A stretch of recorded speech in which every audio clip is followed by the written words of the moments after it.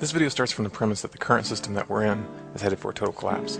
I've made other videos establishing this tenet pretty thoroughly, so rather than repeat myself, I'm going to tackle the big question that many are wrestling with right now.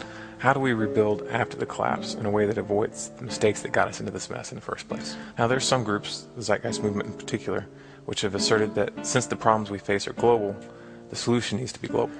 I strongly believe that this is erroneous and dangerous. But rather than giving an emotional knee-jerk reaction to the idea, which is actually my instinctual reaction, I'm going to frame the debate in terms of efficiency. Now, human societies, once working, are in many ways similar to machines. There are mechanisms which are put into place to handle known problems, and how well that machine or that society functions is largely dependent on the blueprints that spawned it. That being the case, I'm going to use the analogy of an electronic device to illustrate why a coexisting strategies approach is more effective than a global approach. Say you live in a world where computers haven't been invented yet, and you set out to design a device that can be used to send emails, to listen to music, watch videos, to write articles, etc. What would happen if you started from scratch and tried to drop the perfect blueprint for such a device that would fit every single person's computing needs all over the planet?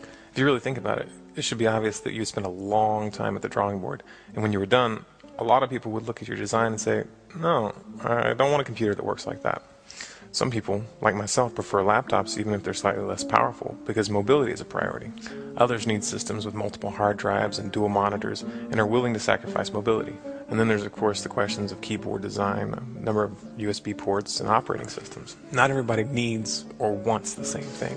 Now, if you look at the way computers actually did evolve, they came into being out of competing strategies, which is not exactly the same as coexisting strategies.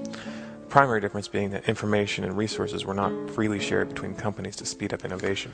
Nonetheless, over time, people tried the computers that were on the market, and the best innovations ended up being applied to virtually all brands. However, the need for different approaches for different users remained, and even to this day there's a wide variety of computer types, all sharing technological concepts that work. Now, if you think of this in terms of human societies, right now we have a short period of time before the collapse where we can share ideas about how to best rebuild. You can think of this as R&D, research and development. Rather than taking a competing strategies approach, we should take a coexisting strategies approach, even at this stage, sharing ideas, discussing principles, drawing up designs. However, we should do this with the understanding that when the hammer actually falls, it's going to be up to each community to rebuild in the way that best fits their situation.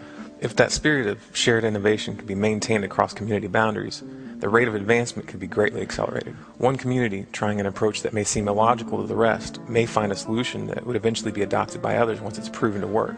Likewise, mistakes that are made in individual groups would not necessarily spell the failure of all the others. This model that I'm describing is based on the principles of ecosystems and natural evolution. Ecosystems naturally develop into communities of life that work while maintaining diversity. Biological systems, economic systems, and societal systems all share several key points in common. 1. They work best when adapted to the specific region where they are located. 2. They work best when no one system takes over all the other surrounding systems. And 3. They work best when there are open, non-destructive exchanges between parallel systems. Taking such an approach with human societies is not only logical, it's really the only approach that would work.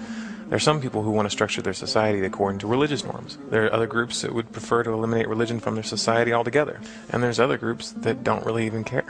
Each of these groups would be best served by allowing them to try their principles on a small scale. The Amish people are a good example of this. They have a system that works for them, and they should never be forced to change. In my opinion, the concept of coexisting strategies is the most important foundational principle moving forward. Some might consider the non-aggression principle to be the most important. However, I would assert that the non-aggression principle is impossible without the understanding that others may not want to live the same way that you do. I look forward to hearing your thoughts on the matter, and any and all video responses will be accepted.